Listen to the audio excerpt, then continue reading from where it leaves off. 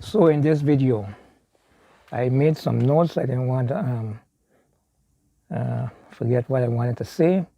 I could remember before the start of the elections campaign, in one of his press conferences, the VP JAGDEO was saying that if the Mohammeds come after the PPP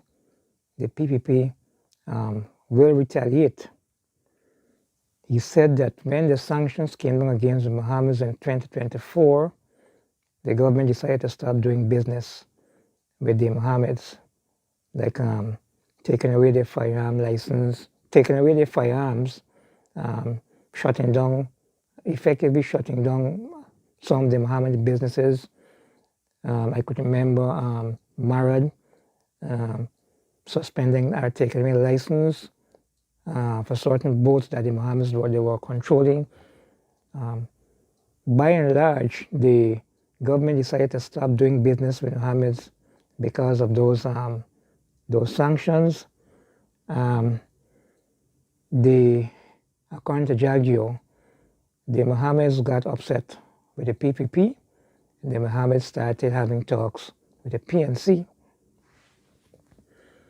He said that when the Mohammeds, to paraphrase, and that's my words now, when the Mohammeds were in the bosom of the PPP, they said that during the rule of the coalition, they would tell the PPP about the different government officials they had to bribe, and that include coalition government ministers. And it's not me saying that, you're going to hear JAGDEO saying that in this video. He also went on to say that the PPP did not collaborate with the PNC in terms of those RDCs, the elections that they were having in those different regions.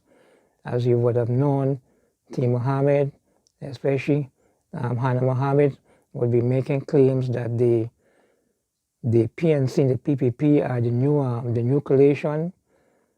JAGDEO even spoke about Mohammed's defending the legacy of Forbes Burnham. He's saying that what the PNC did, especially in Region 4, was to destroy or prolong the legacy of Forbes Burnham.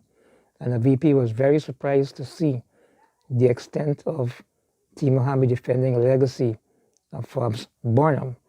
So, JAGDEO said, and I could remember he did say that, he warned the APNU PNC about allowing the Win Party to encroach, especially on the territory of the PPP strongholds, whether Linden and other regions. He said that the PNC, they did not take the warning seriously, and eventually when NORTON and others decided to wake up, it was too late.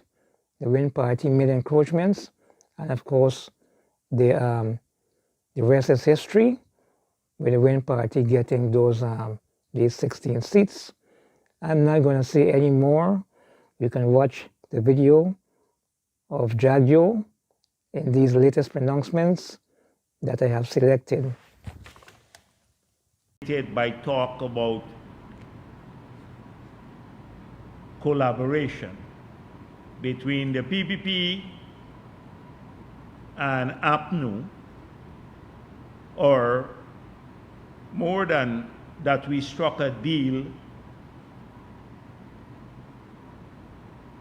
and that deal resulted in the outcome in a few elections, particularly in regions 10, 8, and 4 that we currently have.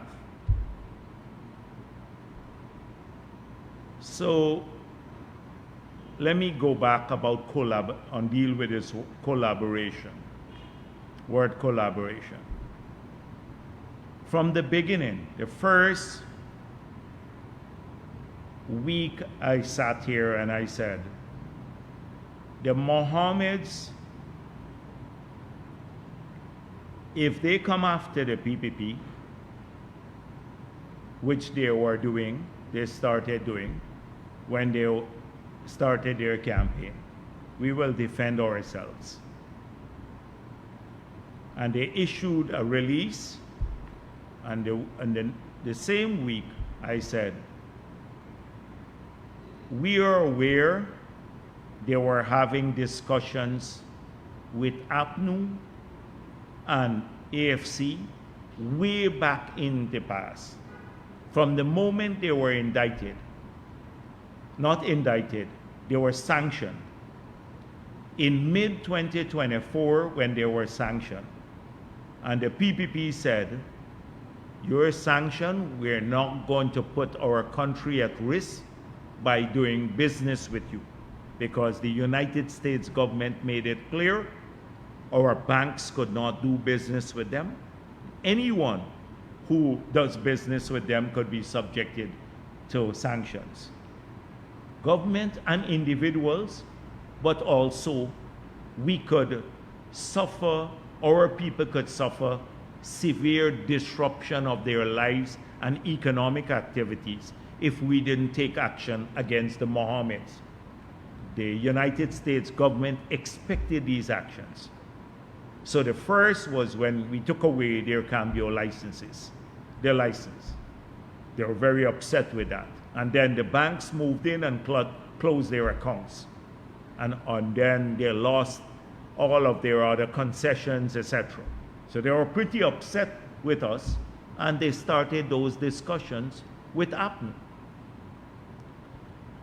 But it was not hard for them to start those discussions, because as we now know, they had association with APNU even in the period when they were claiming to support us.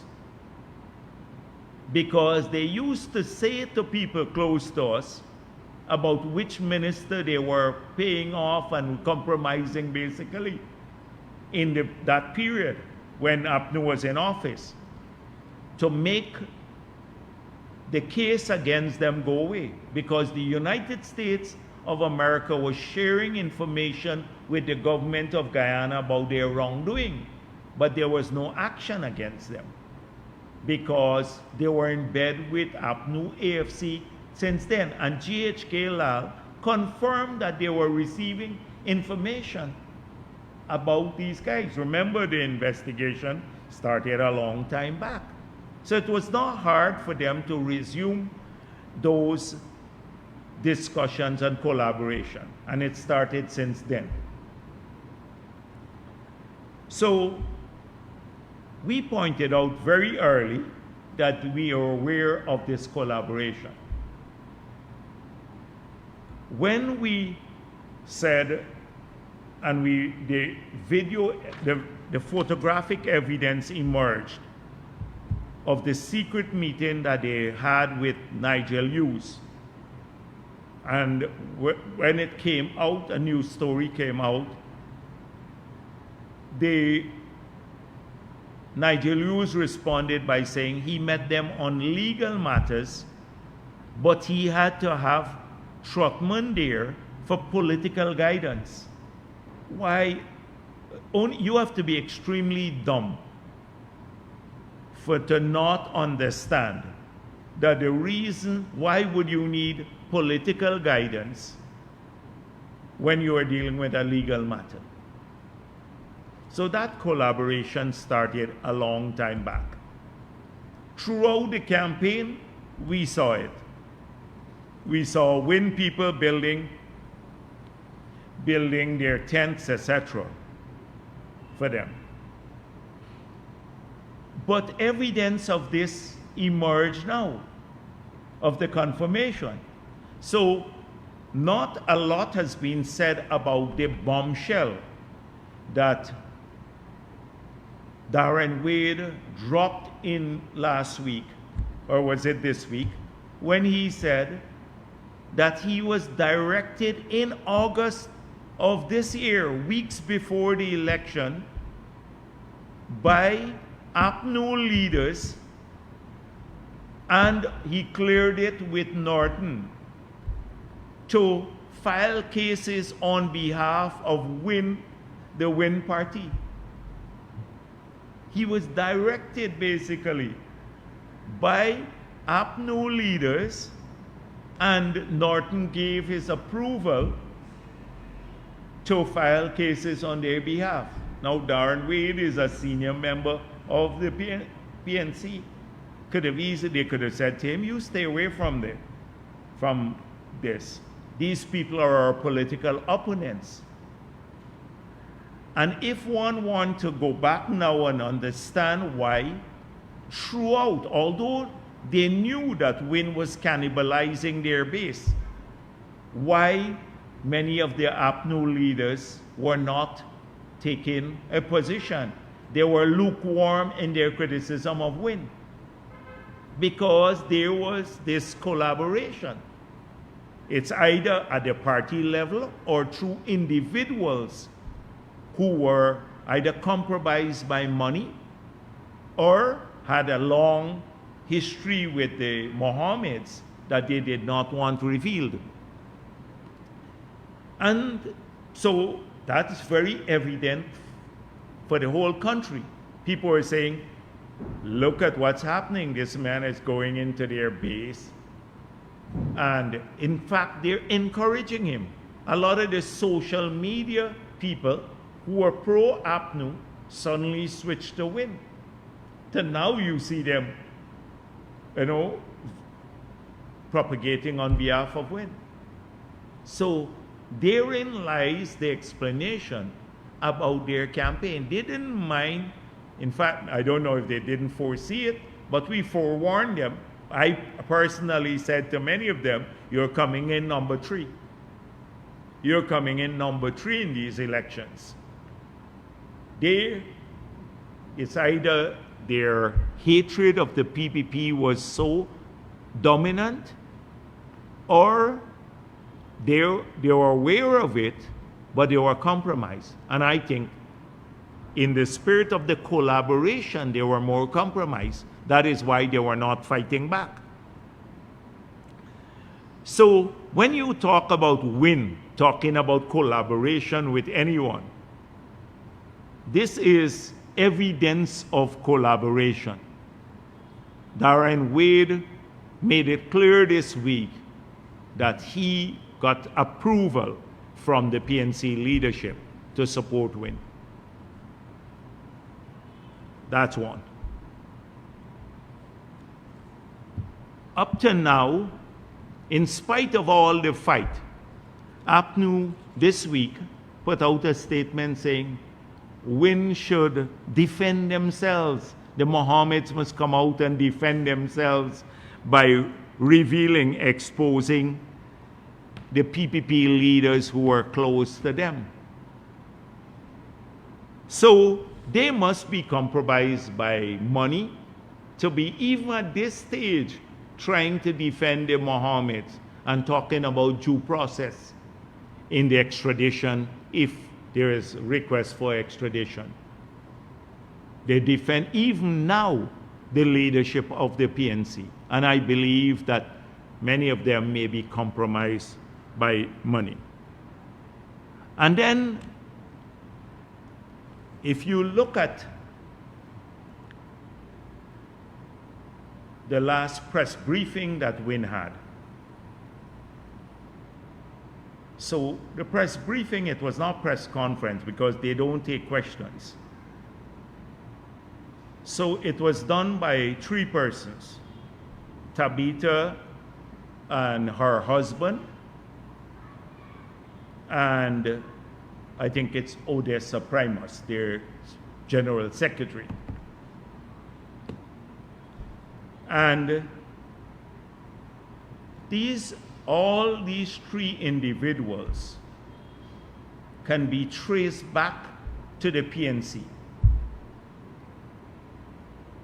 So their lament at the briefing, they were visibly upset, in fact mad, that they were betrayed by family. That was their thing. We are working together. How come we're collaborating all along? And their betrayal was by family. Because really, the two of them, the two parties, practically are around the same, in spite of what they claim to be. I see standards saying they're too independent. There is an article that they're too independent. Independent? I want to say something bad, but they were tight in bed together, but they were so offended. You know, family betrayed us. We are all PNC people. Because I think the PNC didn't see any distinction. It's half of their members already there, and they work tight together. And oh, there's a new Terence Campbell, my friend, and all of that. And we thought we could work out something. So that was their concern. Imagine the Win people, the three of them were concerned, and the team Mohammed, about Burnham's legacy. I thought this was an independent party. That APNU, PNC, is betraying Burnham's legacy. So I would not, if I'm a party, their legacy might be the Mohammed, but that's their leader and everybody else. What's their legacy? They're concerned about how APNU is betraying Burnham's legacy, because they become the biggest defender of Burnham's legacy now. Win has become the defender of Burnham's legacy. Burnham would have never done this. Well, Burnham would have done much more. I can tell you about that.